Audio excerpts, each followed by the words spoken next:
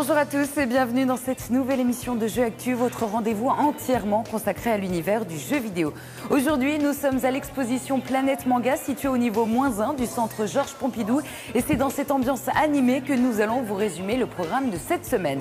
Parmi les sorties les plus importantes de ce mois de février exceptionnel, il y a bien évidemment la PS Vita, la nouvelle console portable de Sony que nous avons testée rien que pour vous. On parlera également des sorties de The Last Story sur Wii et de Tekken qui arrivent pour la première fois sur 3DS.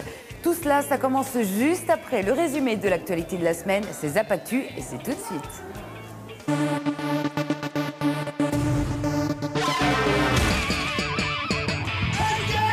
Salut et bienvenue dans Zap Actu, le résumé de l'actualité de la semaine. Et voici tout de suite, sans plus attendre, ce que nous avons retenu.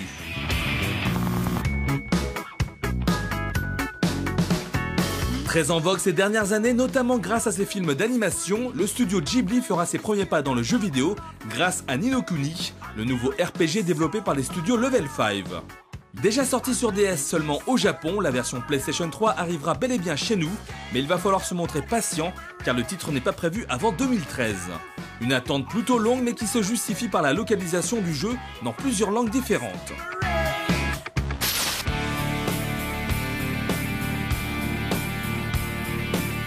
Si la PS Vita fait l'actualité du moment, Nintendo n'a pas manqué d'attirer l'attention en organisant une conférence de presse au Japon où de nombreux jeux ont été annoncés sur sa console portable.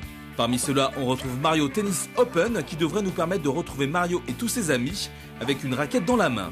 On imagine que le jeu se rapproche des précédents épisodes avec une approche très arcade et conviviale.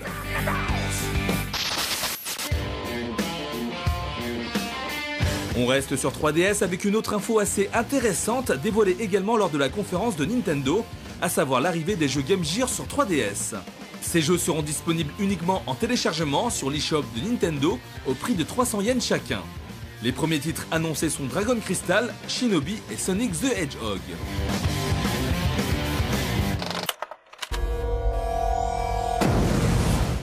L'actualité la plus chaude du moment, c'est bien sûr la sortie de la PS Vita, la toute nouvelle console portable de Sony qui succède à la PSP.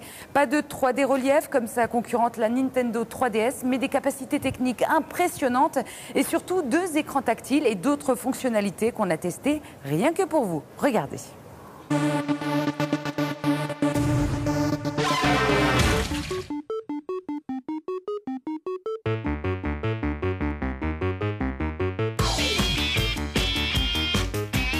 Sept ans après la sortie de la PSP et 1 an après celle de la Nintendo 3DS, Sony Computer Entertainment se décide enfin à commercialiser sa nouvelle console portable, la PS Vita. Un nom emblématique pour une machine dopée aux amphétamines, puisqu'elle embarque avec elle des capacités techniques vraiment impressionnantes, capables même de rivaliser avec celles de la PlayStation 3. En effet, grâce à son processeur double cœur, la PS Vita permet d'afficher des graphismes jamais vus sur une machine portable, mais aussi d'optimiser la consommation d'énergie, utile pour faire durer la batterie durant nos transports.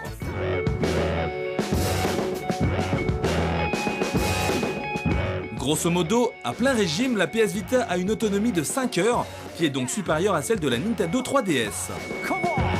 Les amateurs de belles technologies vont pouvoir se délecter de son écran OLED de 12,7 cm, capable d'afficher pas moins de 16 millions de couleurs, ce qui fait de lui le plus grand et le plus impressionnant du marché, bien au-dessus de celui du dernier iPhone 4S. D'ailleurs, pour rester dans la course, la PS Vita propose également des fonctionnalités tactiles, comme sur la majorité des smartphones et des tablettes du marché. L'écran principal réagit donc à la sensibilité de nos doigts, tout comme ce pavé situé au dos de la console, qui offre ainsi de nouvelles possibilités de gameplay pour des jeux tels que Uncharted Golden Abyss ou bien encore Touch My Katamari par exemple.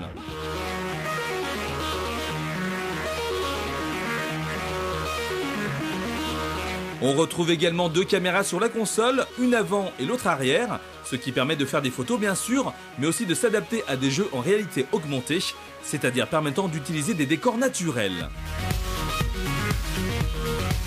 À cela se rajoute un système de gyroscopie qui permet à la console de détecter les mouvements du joueur, que l'on retrouve aussi dans quelques jeux du lancement, tels que Wipeout 2048 et Virtua Tennis 4, pour ne citer que ces deux-là.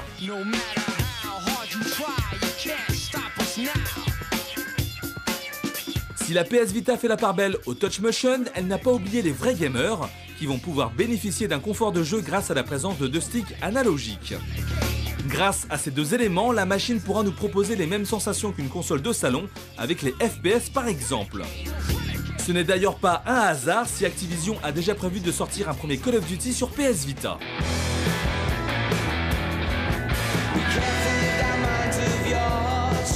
Quant à la connectivité, sachez que la console est vendue sous deux formats, le modèle Wi-Fi et le modèle Wi-Fi plus 3G, géré en France par l'opérateur SFR.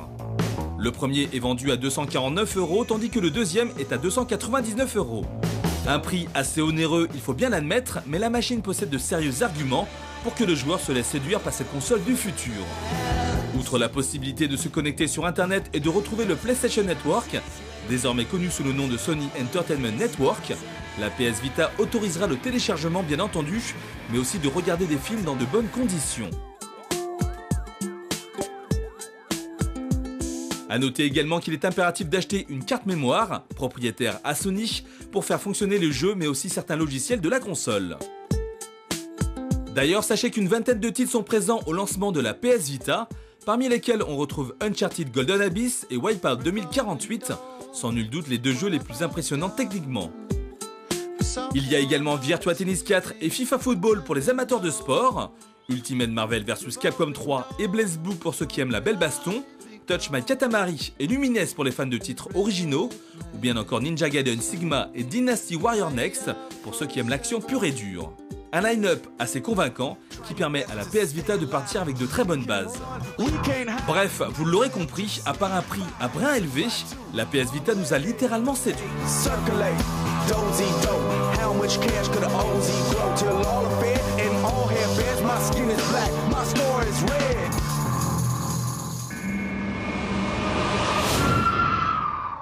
Depuis quelques années, on reproche aux jeux de rôle japonais de ne plus avoir d'idées. Eh bien, il semblerait que ce ne soit plus vraiment le cas. Et The Last Story, qui arrive sur Wii, est là pour nous le prouver.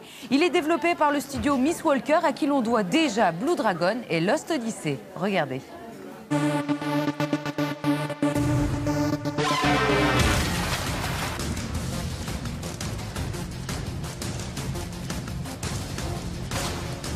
Nouveau jeu issu des studios Mistwalker après Blue Dragon et Lost Odyssey, The Last Story est la nouvelle collaboration entre Hironobu Sakaguchi et Nobuo Uematsu, les pères fondateurs de Final Fantasy. Restant dans les codes habituels du RPG japonais, le jeu raconte l'histoire d'un groupe de mercenaires dont la figure principale est le jeune Zael, un combattant anonyme qui détient un pouvoir qui va devenir le centre d'affrontement entre l'île de Lazulis et les féroces Gourak. Une guerre qui permettra à notre héros de rencontrer Calista, avec qui il développera une histoire d'amour. Un scénario assez classique, mais maîtrisé par un Sakaguchi qui a l'habitude de ce genre de thématique. Très orienté action, The Last Story se différencie de ses concurrents avec une approche qui semble parfois tirée d'un jeu à la troisième personne. Il est en effet possible de se mettre à couvert derrière les éléments du décor afin de profiter de l'effet de surprise et de se protéger. Une idée intéressante qui donne un aspect plus dynamique à des affrontements déjà très nerveux. À la manière d'un Final Fantasy XII, les personnages de votre groupe donnent des coups automatiquement lorsqu'ils sont proches d'un adversaire et il est possible de se déplacer librement dans toute la zone de combat. RPG oblige, une dose de stratégie est bien présente avec un système de commande simple mais efficace. Une fois la jauge de TP remplie, il suffit de presser la touche haut du pavé directionnel pour entrer dans une phase tactique en vue de dessus. À ce moment-là, diverses actions sont disponibles, agissant comme des ordres que vous pouvez donner à vos compagnons.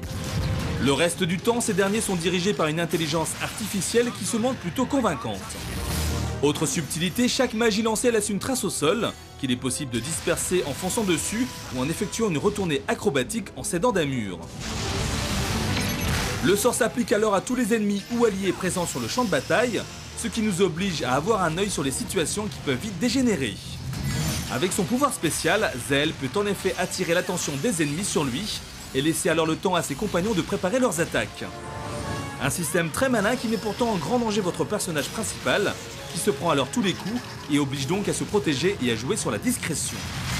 Une véritable originalité dans le gameplay qui n'éclipse pas pourtant la réalisation très limite du jeu, même pour une Wii. Les ralentissements sont nombreux et les décors manquent énormément de finesse. Niveau contenu, le bas blesse également avec très peu de quêtes annexes, un mode multi très anecdotique et surtout une durée de vie bien courte. Au final, The Last Story est un bon titre mais qui manque parfois d'ambition. La note jeu actu, 15 sur 20.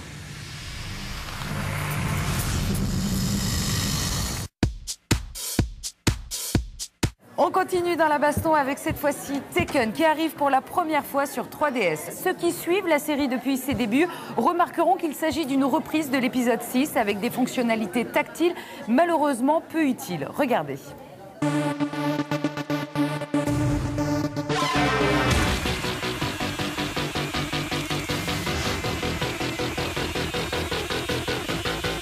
Après Soul Calibur 5, Bandai Namco Games continue de faire plaisir aux fans de jeux de baston, avec cette fois-ci l'arrivée de Tekken sur 3DS, qui propose, en plus du jeu, la possibilité de regarder le film d'animation Tekken Blood Vengeance. Une chouette initiative qui fera sans doute plaisir aux fans, mais c'est bel et bien dans le gameplay que réside l'essentiel du jeu. Pour se faciliter la tâche, les développeurs ont décidé de reprendre les innovations intégrées dans Tekken 6, et on se retrouve alors avec le système de bounce, qui consiste à faire rebondir l'adversaire sur le sol pour lui infliger le maximum de dégâts. Le mode rage a même été conservé et la puissance des personnages se retrouve alors décuplée lorsqu'il ne leur reste plus que 5% de jauge vitale. Les combats sont particulièrement dynamiques et les combos contre les murs fusent dans tous les sens. Mais le moyen le plus efficace pour mettre son adversaire au sol reste les juggles, c'est-à-dire les enchaînements aériens qui nécessitent une grande précision dans le timing. Vous l'aurez compris, Tekken 3D Prime Edition reprend tous les codes de la série, sans sacrifier quoi que ce soit, même s'il est plus agréable de pratiquer la baston avec une véritable manette ou un stick que sur une console portable. 3DS oblige, il est possible de configurer des raccourcis à l'aide de l'écran tactile, mais il s'agit là d'une option facultative, pour ne pas dire inutile, que l'on soit puriste ou néophyte. En ce qui concerne les graphismes du jeu, ils se montrent plus que corrects. La modélisation des personnages est soignée, l'animation ne faiblit jamais, et quelques éclats lumineux viennent ponctuer chaque attaque qui fait mouche. En revanche, le contenu a été revu à la baisse avec l'absence du mode histoire, pourtant très intéressant. Heureusement, le casting du jeu comprend une quarantaine de personnages, ce qui ravira sans doute les fans de la série. Conversion réussie donc pour ce Tekken 3DS qui s'inscrit comme un bon jeu de baston sur la console portable de Nintendo. La note jeu actu, 15 sur 20.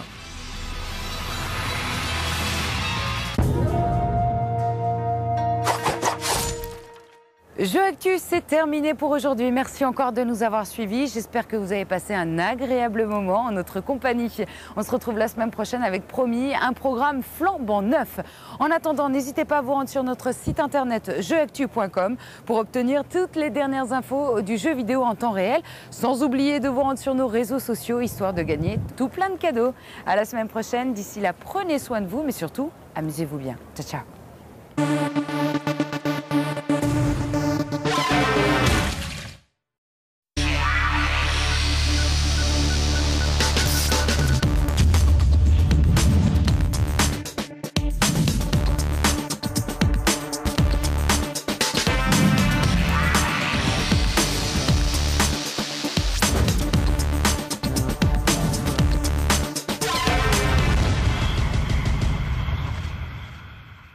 Bonjour à tous et bienvenue dans cette nouvelle émission de Jeux Actu, votre rendez-vous entièrement consacré à l'univers du jeu vidéo.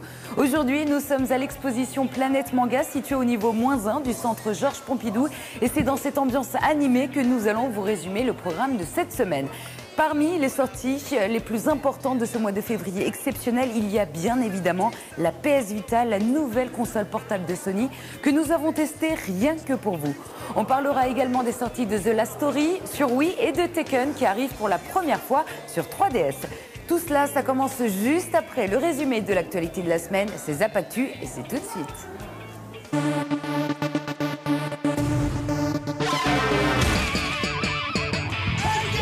Salut et bienvenue dans Zap Actu, le résumé de l'actualité de la semaine. Et voici tout de suite, sans plus attendre, ce que nous avons retenu.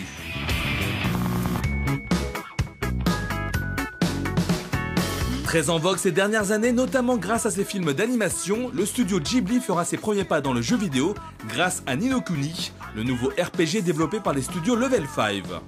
Déjà sorti sur DS seulement au Japon, la version PlayStation 3 arrivera bel et bien chez nous, mais il va falloir se montrer patient car le titre n'est pas prévu avant 2013.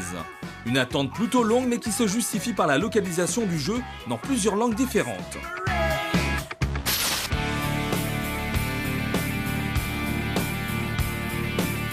Si la PS Vita fait l'actualité du moment, Nintendo n'a pas manqué d'attirer l'attention en organisant une conférence de presse au Japon où de nombreux jeux ont été annoncés sur sa console portable. Parmi ceux-là, on retrouve Mario Tennis Open qui devrait nous permettre de retrouver Mario et tous ses amis avec une raquette dans la main. On imagine que le jeu se rapproche des précédents épisodes avec une approche très arcade et conviviale.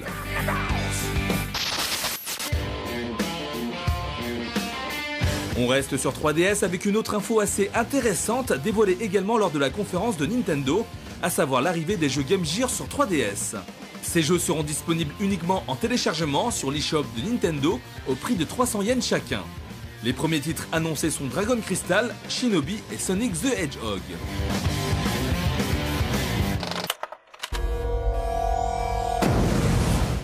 L'actualité la plus chaude du moment, c'est bien sûr la sortie de la PS Vita, la toute nouvelle console portable de Sony qui succède à la PSP. Pas de 3D relief comme sa concurrente la Nintendo 3DS, mais des capacités techniques impressionnantes et surtout 2 écrans tactiles et d'autres fonctionnalités qu'on a testées rien que pour vous. Regardez.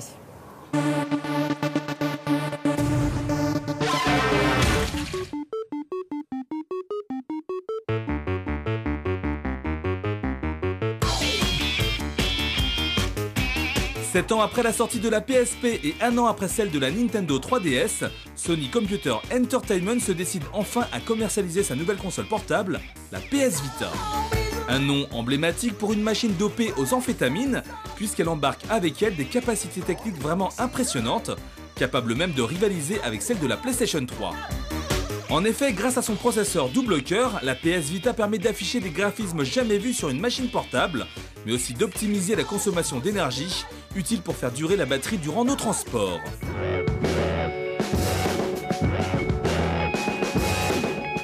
Grosso modo, à plein régime, la PS Vita a une autonomie de 5 heures, qui est donc supérieure à celle de la Nintendo 3DS.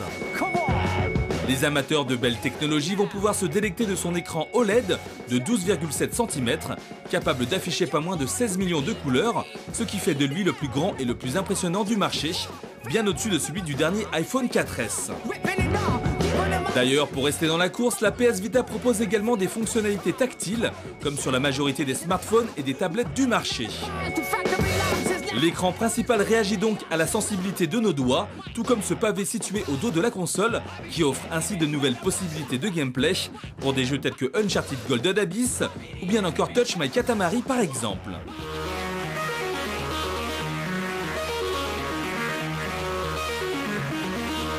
On retrouve également 2 caméras sur la console, une avant et l'autre arrière, ce qui permet de faire des photos bien sûr, mais aussi de s'adapter à des jeux en réalité augmentée, c'est-à-dire permettant d'utiliser des décors naturels. À cela se rajoute un système de gyroscopie qui permet à la console de détecter les mouvements du joueur, que l'on retrouve aussi dans quelques jeux du lancement, tels que Wipeout 2048 et Virtua Tennis 4, pour ne citer que ces deux-là.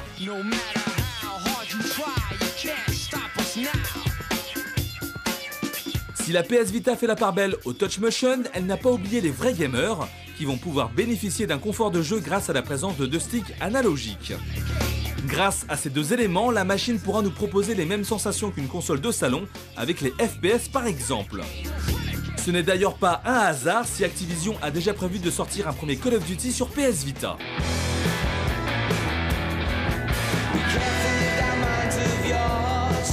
Quant à la connectivité, sachez que la console est vendue sous 2 formats, le modèle Wi-Fi et le modèle Wi-Fi plus 3G, géré en France par l'opérateur SFR. Le premier est vendu à 249 €, tandis que le deuxième est à 299 €. Un prix assez onéreux, il faut bien l'admettre, mais la machine possède de sérieux arguments pour que le joueur se laisse séduire par cette console du futur. Outre la possibilité de se connecter sur internet et de retrouver le PlayStation Network, désormais connu sous le nom de Sony Entertainment Network, la PS Vita autorisera le téléchargement bien entendu, mais aussi de regarder des films dans de bonnes conditions. A noter également qu'il est impératif d'acheter une carte mémoire, propriétaire à Sony, pour faire fonctionner le jeu mais aussi certains logiciels de la console. D'ailleurs, sachez qu'une vingtaine de titres sont présents au lancement de la PS Vita, parmi lesquels on retrouve Uncharted Golden Abyss et Wipeout 2048, sans nul doute les deux jeux les plus impressionnants techniquement. Il y a également Virtua Tennis 4 et FIFA Football pour les amateurs de sport, Ultimate Marvel vs Capcom 3 et BlazBlue pour ceux qui aiment la belle baston, Touch My Katamari et Lumines pour les fans de titres originaux, ou bien encore Ninja Gaiden Sigma et Dynasty Warrior Next pour ceux qui aiment l'action pure et dure. Un line-up assez convaincant qui permet à la PS Vita de partir avec de très bonnes bases. Bref, vous l'aurez compris, à part un prix à brin élevé, la PS Vita nous a littéralement séduit.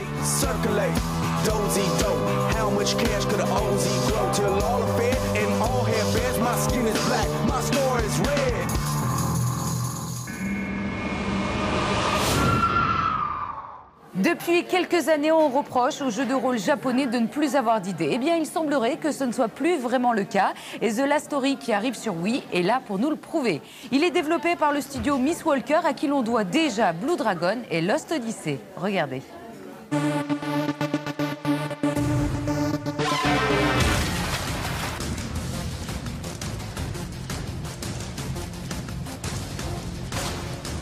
Nouveau jeu issu des studios Mistwalker après Blue Dragon et Lost Odyssey, The Last Story est la nouvelle collaboration entre Hironobu Sakaguchi et Nobuo Uematsu, les pères fondateurs de Final Fantasy.